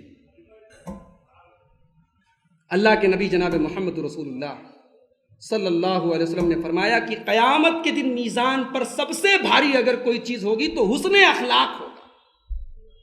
آج یہ ہمارے یہاں نہیں ہے. نماز تو ہے ابھی الحمدللہ، روزہ بھی ہے، صدقہ بھی ہے، زکوٰۃ بھی ہے، حج بھی ہے، لیکن حسن اخلاق نہیں ہے، جس کی اسلام میں اتنی اہمیت ہے کہ اللہ کے نبی فرماتے ہیں کہ روزہ نماز سے بھی زیادہ اس کا وزن ہوگا. تو یہ حدیث یہ بتا رہی ہے کہ حسن اخلاق کو تولا جائے گا. تو اس سے یہ معلوم ہوا کہ قیامت کے دن نیکیاں تولی جائیں گی. ان دو حدیثوں سے یہ ثابت ہوا کہ قیامت کے دن ہماری نیکیاں تولی جائیں گی. لیکن ایک حدیث جو میں پڑھنے جا رہا ہوں آپ کے سامنے ترمذی کی، اس حدیث سے یہ معلوم ہوتا ہے کہ قیامت کے دن نیکیاں نہیں تولی جائیں گی، نیکیوں کا رجسٹر تولا جائے گا. آئیے وہ حدیث آپ کو پڑھ کے سناتا ہوں، بہت پیاری حدیث ہے. اللہ کے نبی جناب محمد رسول اللہ صلی اللہ علیہ وسلم فرماتے ہیں کہ قیامت کے دن اللہ تبارک و تعالیٰ ایک آدمی کو لائے گا سب کے سامنے. اس کے گناہوں کے 99 رجسٹر ہوں گے اور وہ 99 رجسٹر کھول کے پھیلا دیے جائیں گے اور ہر رجسٹر اتنا لمبا ہوگا کہ جہاں تک انسان کی نگاہ جاتی ہے وہاں تک وہ رجسٹر جا رہا ہوگا. اتنا گنہگار وہ آدمی ہوگا. اللہ تعالیٰ اس سے سوال کرے گا، میرے بندے یہ بتا اظلمک کتبتی، کیا میرے لکھنے والے فرشتوں نے تیرے ساتھ کوئی ظلم کیا؟ تیرے نام اعمال میں جو اتنے گناہ ہیں تو کہیں ایسا تو نہیں کہ ان لوگوں نے تیرے سے کچھ دشمنی نکال لی، تیرے سے کوئی دشمنی کر دی، زیادتی کر دی؟ یہ گناہ تو نے کیے ہیں کہ نہیں کیے؟ بندہ کہے گا اے اللہ واقعی میں یہ سارے گناہ میرے ہیں. اللہ پوچھے گا الک عذر، تیرے پاس کوئی ایکسکیوز ہے کیا اپنے گناہوں کا؟ کوئی بہانہ ہے تیرے پاس؟ بندہ کہے گا اے اللہ میرے پاس کوئی بہانہ نہیں، یہ سارے گناہ میں نے کیے. اللہ فرمائے گا میں تیرے ساتھ آج ظلم نہیں کروں گا. اس کے بعد اللہ تعالیٰ کے حکم سے فتخرج لہ بطاقۃ، ایک کارڈ نکالا جائے گا، ایک چھوٹا سا کارڈ نکالا جائے گا. اس کارڈ پہ کیا لکھا ہوگا؟ اشہد ان لا الہ الا اللہ واشہد ان محمدا عبدہ ورسولہ، کلمہ شہادت لکھا ہوگا. پھر اللہ تعالیٰ بندے سے کہے گا احضر وزنک، اپنے گناہوں کا وزن کرو. بندہ کہے گا اے اللہ ما ہذہ البطاقۃ مع ہذہ السجلات، ایک طرف اتنے لمبے لمبے رجسٹر اور ایک طرف یہ چھوٹا سا کارڈ. ہم لوگ اپنی لینگویج میں کہہ سکتے ہیں کہ اونٹ کے منہ میں زیرہ. اے اللہ یہ کیا، اس کارڈ کی کیا ویلو ہے اتنے بڑے بڑے رجسٹروں کے سامنے؟ اللہ کہے گا میرے بندے تو اپنے رجسٹروں کا وزن کر اور میں تیرے ساتھ کوئی ظلم نہیں کروں. ترازو کے ایک پلڑے پر اس کے سارے گناہوں کے رجسٹر رکھ دیے جائیں گے اور دوسرے پلڑے پر وہ بطاقہ، وہ کارڈ جس پر کلمہ شہادت لکھا ہے وہ رکھ دیا جائے گا. حدیث کے الفاظ ہے فتاشت السجلات، گناہوں کا رجسٹر اوپر اور وہ کارڈ کا پلڑا نیچے. پھر آگے اللہ کے نبی فرماتے ہیں لِأَنَّهُ لَا يَسْكُلُ مَعَ اسْمِ اللَّهِ شَيْءٌ فِي الْأَرْضِ وَلَا فِي السَّمَاءِ، اس لیے کہ پوری زمین میں اور پورے آسمان میں اللہ تعالیٰ کے نام سے زیادہ بھاری کوئی چیز نہیں ہو سکتی، کیونکہ اس کارڈ میں اللہ کا نام لکھا ہوگا، اس لیے وہ کارڈ بھاری پڑ جائے گا. اس حدیث سے پہلی بات تو یہ ثابت ہوئی کہ توحید کی بہت اہمیت ہے، عقیدے کی بہت اہمیت ہے۔ انسان بہت نیک ہے، بہت متقی ہے، بہت نمازی ہے، لیکن عقیدہ صحیح نہیں ہے، توحید گڑبڑ ہے، اللہ کے بارے میں غلط عقیدہ ہے، نبی کے بارے میں غلط عقیدہ ہے، توحید گڑبڑ ہے، تب اس کی خیریت نہیں ہے۔ اور اگر بہت گنہگار ہے لیکن توحید اگر سلامت ہے تو مغفرت کی امید ہے۔ ایک بات تو یہ معلوم ہوئی۔ دوسری بات یہ معلوم ہوئی کہ اللہ کے نبی صلی اللہ علیہ وسلم نے فرمایا کہ ایک طرف وہ کارڈ رکھا جائے گا اور دوسری طرف رجسٹر رکھا جائے گا۔ اس سے یہ معلوم ہوا کہ نام اعمال تولا جائے گا۔ تو دو حدیثیں میں نے آپ کے سامنے پیش کی جس سے یہ معلوم ہوا کہ عمل تولا جائے گا، اور یہ حدیث بتا رہی کہ نہیں، عمل نہیں تولا جائے گا، عمل کا جو رجسٹر ہوگا وہ تولا جائے گا۔ اب ایک تیسری حدیث بھی سن لیجیے، بخاری کی روایت ہے۔ اللہ کے نبی فرماتے ہیں قیامت کے دن ایک لمبا چوڑا موٹا پہلوان آدمی آئے گا، انہو لیاتی الرجل السمین العظیم، قیامت کے دن ایک لمبا چوڑا موٹا آدمی آئے گا، لیکن اللہ کے یہاں میزان پر، ترازو پر اس کی کوئی ویلو نہیں ہوگی، بالکل ہلکا ہوگا۔ یہ حدیث یہ بتا رہی ہے کہ آدمی تولا جائے گا، عمل کرنے والا تولا جائے گا۔ ایک اور حدیث سن لیجئے، مسند احمد کی حدیث ہے۔ حضرت عبداللہ ابن مسعود کہتے ہیں کہ میں اللہ کے نبی کے لیے پیلو کی مسواک توڑا کرتا تھا۔ اللہ کے نبی صلی اللہ علیہ وسلم پیلو کی مسواک استعمال کرتے تھے، میں پیلو کی مسواک توڑا کرتا تھا۔ ایک دن میں پیڑ پر چڑھا تھا، صحابہ مجھے دیکھ کر ہنس رہے تھے۔ اللہ کے رسول نے پوچھا مما تضحکون، کیوں ہنس رہے ہو؟ تو صحابہ نے جواب دیا من دقت ساقیہ، اے اللہ کے رسول دیکھ نہیں رہے کتنی پتلی پتلی ٹانگیں؟ عبداللہ ابن مسعود بیچارے دبلے پتلے آدمی، تو ان کی ٹانگیں بہت پتلی پتلی تھی، پیر بہت پتلا پتلا۔ تو صحابہ نے کہا اللہ کے رسول ان کے پتلے پتلے پیر دیکھ کر ہمیں ہنسی آ رہی ہے۔ آپ نے فرمایا لہما اسقل علی المیزان من احد، اے میرے صحابہ عبداللہ ابن مسعود کی ٹانگوں کا مذاق نہ اڑاؤ، ان کے یہ دونوں پتلے پتلے پیر قیامت کے دن میزان کے اوپر احد پہاڑ سے بھی زیادہ بھاری ہوں گے۔ یہ حدیث بھی یہ بتا رہی ہے کہ عمل کرنے والا تولا جائے گا۔ اب تین طرح کی حدیثیں ہو گئی، کچھ حدیثیں یہ بتا رہی ہیں کہ عمل تولا جائے گا، کچھ حدیثیں یہ بتا رہی ہیں کہ نہیں، عمل کا رجسٹر تولا جائے گا، نام اعمال تولا جائے گا، اور یہ حدیث یہ بتا رہی کہ نہیں، عمل کرنے والا تولا جائے گا۔ صحیح کیا ہے؟ امام عبداللہ ابن باز رحمۃ اللہ علیہ فرماتے ہیں کہ تمام احادیث کو سامنے رکھ کر جو بات صحیح ہے، جو راجح بات ہے، وہ یہ کہ تینوں تولا جائے گا، عمل بھی تولا جائے گا، عمل کا رجسٹر بھی تولا جائے گا، اور عمل کرنے والے کو بھی تولا جائے گا، لیکن ترازو کے بھاری اور ہلکے ہونے کا اعتبار جو ہوگا وہ انسان کے عمل سے ہوگا۔ تو یہ قیامت کے دن میدان محشر میں یہ دوسرا پیریڈ ہوگا۔ سب سے پہلے حساب ہوگا، پھر میزان ہوگا۔ اب اس کے بعد جب میزان کا یہ پروسیجر پورا ہو گیا تو اب تیسرا نمبر آتا ہے پل صراط کا۔ پل صراط کیا ہے؟ یہ جہنم کے اوپر ایک پل ہے، اور اس پل پر سے سب کو گزرنا ہے۔ وَإِن مِّنكُمْ إِلَّا وَارِدُهَا كَانَ عَلَىٰ رَبِّكَ حَتْمًا مَّقْضِيًّا، اللہ نے قرآن میں فرمایا کہ پل صراط پر سے سب کو گزرنا ہے، یہاں تک کہ اللہ کے پیارے نبی جناب محمد رسول اللہ صلی اللہ علیہ وسلم بھی گزریں گے، اور آپ سب سے پہلے اس کو پار کریں گے۔ کافروں کو اس پل پر کوئی لائٹ، کوئی روشنی نہیں ملے گی، لیکن ایمان والوں کو ان کے ایمان کے حساب سے اور ان کے عمل کے حساب سے روشنی ملے گی، اور یہ پل بھی سب کو پار کرنا ہے۔ قیامت کے دن جب پیاس سے سارے کے سارے لوگ بے حال ہوں گے تو وہاں پیاس بجھانے کے لیے ایمان والوں کے لیے اللہ تعالیٰ ایک انتظام کرے گا کہ ان کو حوض کوثر کا پانی پلایا جائے گا۔ یہ حوض کوثر کیا ہے؟ جنت میں کوثر نام کی ایک نہر ہے جس سے دو نالے بہ رہے ہوں گے، وہ دونوں نالے آ کر حوض کوثر پر ختم ہو رہے ہوں گے، اور حوض کوثر پر جناب محمد رسول اللہ صلی اللہ علیہ وسلم اپنے امتیوں کو جام کوثر پلائے گا۔ یہ جام کوثر کس کو ملے گا؟ نبی کے امتیوں کو ملے گا۔ اللہ کے نبی نے بخاری کی روایت میں فرمایا کہ من شرب منہ لم یظمأ بعدہ ابدا، جو حوض کوثر کا پانی پی لے گا اس کو پھر کبھی پیاس نہیں لگے، جب گرمی اپنے شباب پر ہوتی ہے تو سب سے پہلے پیاس لگتی ہے، حلق سوکھتی ہے، پیاس پانی چاہتا ہے، تو اللہ کے نبی فرماتے کہ حوض کوثر کا پانی پینے کے بعد پھر کسی کو پیاس نہیں لگے۔ آپ فرماتے کہ میں حوض کوثر کا پانی جب پلا رہا ہوں گا تبھی کچھ لوگ آئیں گے، عارفہم و یعرفونی، وہ مجھے پہچان رہے ہوں گے، میں انہیں پہچان رہا ہوں گا، لیکن فرشتے میرے اور ان کے بیچ میں رکاوٹ بن جائیں گے، یحال بینی و بین، فرشتے رکاوٹ بن جائیں گے، فرشتے کہیں گے کہ آپ ان کو پانی نہیں پلا سکتے۔ اس سے ایک بات یہ معلوم ہوئی کہ نبی مختار کل نہیں، نبی تو چاہتے ہیں کہ پانی پلا دے لیکن فرشتوں نے روک دیا۔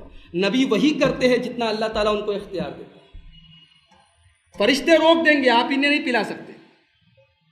اللہ کے نبی کہیں گے یہ تو میرے لوگ ہیں، یہ تو کلمہ پڑھنے والے لوگ ہیں، میرے لوگ ہیں، ان کو آنے دو۔ فرشتے جواب دیں گے انک لا تدری ما احدثوا بعدک، اے اللہ کے نبی آپ نہیں جانتے ان لوگوں نے آپ کے بعد دین میں کون کون سے نئے نئے کام نکالے تھے۔ اے اللہ کے نبی آپ کے دین کا ان لوگوں نے کتنا کباڑا کیا تھا، کتنے اس کے اندر نئی نئی بدعتیں اور خرافاتیں نکالی تھی، آپ کو نہیں معلوم۔ اس سے ایک مسئلہ تو یہ بھی ثابت ہوا کہ فرشتوں کا یہ لفظ استعمال کرنا کہ آپ نہیں جانتے، اس کا مطلب کہ نبی کو غیب کا علم نہیں ہے، نبی ساری باتیں نہیں جانتے، ورنہ فرشتے یہ بات نہیں کہتے۔ فرشتے کہیں گے اللہ کے نبی آپ نہیں جانتے کہ انہوں نے آپ کے بعد دین میں کون کون سے نئے نئے کام نکالے ہیں۔ اللہ کے نبی جب یہ سنیں گے یہ بدعتی لوگ ہیں، انہوں نے میرے دین کی شکل کو بدلا، میرے دین میں نئے نئے کام نکالے، جو کام میں نے نہیں کیا، میرے صحابہ نے نہیں کیا، اس کو انہوں نے دین کے نام پر کیا۔ جب نبی کو یہ معلوم ہوگا تو اللہ کے نبی بھی یہی فرمائیں گے سحقن سحقن لمن غیر بعدی، اے فرشتو گھسیٹ کر ان کو جہنم میں لے کر جاؤ، انہوں نے میرے دین کو بدل ڈالا۔ پتہ چلا کہ بدعت کرنے والا دین کو بدلنے کا کام کرتا ہے، وہ دین کا چہرہ بدل دیتا ہے۔ اسی لیے امام مالک رحمۃ اللہ علیہ نے بہت پیاری بات کہی تھی، بہت پیارا جملہ کہا تھا امام مالک نے، من ابتدع فی الاسلامی، جو اسلام کے اندر کوئی بدعت نکالتا ہے، کوئی نیا کام نکالتا ہے، فقد زعم ان محمدا صلی اللہ علیہ وسلم خان الرسالہ، وہ یہ عقیدہ رکھتا ہے، وہ یہ دعویٰ کرتا ہے کہ محمد الرسول اللہ نے اللہ کے پیغام کو پہنچانے میں خیانت سے کام لیا۔ اللہ نے تو ان کو پورا دین پہنچانے کی ذمہ داری دی تھی، لیکن انہوں نے پورا دین نہیں پہنچایا، بلکہ اس دین میں کچھ چیزیں رہ گئی جس کو یہ بدعت کرنے والا پورا کر رہا ہے۔ بدعت کرنے والا دراصل اللہ کے رسول کی رسالت پر سوالیہ نشان کھڑا کر دیتا ہے کہ جب اللہ نے اپنے نبی سے یہ کہہ دیا کہ یا ایھا الرسول بلغ ما انزل الیک من ربک، اے میرے رسول ہم نے جتنا تجھے بتایا ہے، جتنا تیری طرف نازل کیا ہے، سب میرے بندوں تک پہنچا دے، تو پھر وہ جو نیا کام نکلا، نبی نے کہا تھا کہ اذان کے بعد درود پڑھنا یہاں پہلے پڑھا جا رہا ہے۔ نبی کی پیدائش کا آج جو ہے جشن منایا جا رہا ہے، صاحب بہت نیک کام ہے، بہت مبارک کام ہے۔ یہاں تو نبی کی پیدائش کی دن، تاریخ، مہینہ کچھ بھی طے نہیں۔ آپ حدیث اور تاریخ کی کتابیں اٹھا کے دیکھیے، اللہ نے محفوظ ہی نہیں رکھا۔ نبی کی وفات کا دن تو پتہ لگتا ہے حدیثوں سے، پیدائش کا دن بتایا گیا کہ سوموار کا دن تھا، لیکن کس تاریخ کو کس مہینے میں اللہ کے نبی صلی اللہ علیہ وسلم کی پیدائش ہوئی، یہ کہیں اس کا صحیح کوئی ثبوت ہی نہیں ملتا۔ یہ الگ بات ہے کہ سیرت نگاروں نے اپنے اندازے سے یہ بتانے کی کوشش کی ہے کہ 9 ربیع الاول کو ہوئی، کوئی کہتا ہے 12 ربیع الاول کو ہوئی۔ اگر اسلام کی نظر میں، اللہ کی نظر میں، شریعت کی نظر میں یہ دن جو ہے اس لائق ہوتا کہ ہر سال اس دن کو یادگار بنا کے ہم ایک جشن منائیں، تو جیسے رمضان کے روزے باقاعدہ اس کا ایک سسٹم ہے، عید اور بقرعید کا پورا ایک سسٹم ہے، اس عید کا بھی کوئی نہ کوئی سسٹم ہونا چاہیے، لیکن کوئی سسٹم نہیں، کوئی ثبوت نہیں۔ اس کا مطلب یہ ہوا کہ یہ کام بھی دین کے اندر نیا نکالا گیا ہے۔ اب آپ اس حدیث کو سامنے رکھیے کہ اللہ کے نبی فرما رہے ہیں کہ ان لوگوں نے میرے دین کو بدل ڈالا، ان کو گھسیٹ کر جہنم میں لے گئے۔ پتہ یہ چلا کہ بدعتی کو کوثر کا جام نہیں ملے گا۔ اچھا، سورج 1 میل کی دوری پر ہوگا، ساری دنیا کے انسان ایک جگہ اکٹھا ہوں گے اور سب کو صرف پیر رکھنے کی جگہ ہوگی، تو گرمی کتنی لگ رہی ہوگی۔ اس گرمی کے عالم میں اللہ تبارک و تعالیٰ کچھ لوگوں کو اسپیشل سایہ عطا فرمائے گا۔ یہ کون لوگ ہوں گے؟ حدیث میں بتایا گیا کہ 7 لوگ سبعۃ یظلھم اللہ فی ظلہ یوم لا ظل الا ظلہ، قیامت کے دن اللہ تعالی 7 لوگوں کو اپنا سایہ دے گا جس دن اللہ کے سائے کے علاوہ کوئی سایہ نہیں ہوگا۔ اللہ کا سایہ، اس کا کیا مطلب ہوا؟ دوسری صحیح حدیثوں سے یہ بات معلوم ہوتی ہے کہ اللہ تعالیٰ دراصل اپنے عرش کا سایہ دے گا۔ تو اللہ کے سائے کا ترجمہ ہم اللہ کے عرش کے سائے سے بھی کر سکتے ہیں، وہ غلط ہے، کوئی حرج کی بات نہیں۔ تو 7 لوگوں کو اللہ تعالیٰ اپنے عرش کا سایہ دے گا۔ نمبر 1، امام عادل، انصاف کرنے والا، عدل کرنے والا امام۔ امام سے مراد یہ نماز پڑھنے والا امام نہیں، جو لوگوں کا لیڈر ہو، لوگوں کا رہنما ہو، لوگوں کا حکمراں ہو، لوگوں کا قائد ہو۔ آج کل لوگ سمجھتے ہیں کہ مسجد کا متولی بن جانا، مدرسے کا ناظم بن جانا، جماعت کا ذمہ دار بن جانا یہ بہت اچھی چیز ہے۔ ارے یہ بہت بڑا امتحان ہے۔ اللہ کے نبی نے حضرت ابو ذر سے کہا تھا کہ اے ابو ذر، یہ عمارت، یہ عہدہ، یہ کرسی، یہ قیادت، یہ ایک امانت ہے، انہا امانہ، یہ ایک امانت ہے۔ تو اگر کوئی امام، کوئی حکمراں، کوئی لیڈر، کوئی مسجد کا متولی، کوئی مدرسے کا ناظم، کوئی جماعت کا ذمہ دار اگر اپنے عہدے کے ساتھ انصاف کرے اور عدل و انصاف کے ساتھ اپنی ذمہ داری کو پورا کرے تو اللہ کے نبی فرماتے ہیں کہ اس کو اللہ تعالیٰ سایہ عطا فرمائے۔ نمبر 2، وَالرَّجُلَانِ تَحَابَّا وَشَابٌ نَشَأَ فِي عِبَادَةِ اللَّهِ، وہ نوجوان جس کی جوانی اللہ کی عبادت میں گزری، جس کی جوانی سڑکوں پر عیاشی کرنے میں نہ گزری ہو، شراب کے اڈوں پر نہ گزری ہو، جس کی جوانی، اپنی جوانی کو جس نے اللہ کی عبادت میں گزارا ہو، اس نوجوان کو اللہ تعالیٰ اپنے عرش کا سایہ دے گا۔ وَالرَّجُلَانِ تَحَابَّا فِي اللَّهِ اجْتَمَعَا عَلَيْهِ وَتَفَرَّقَا عَلَيْهِ،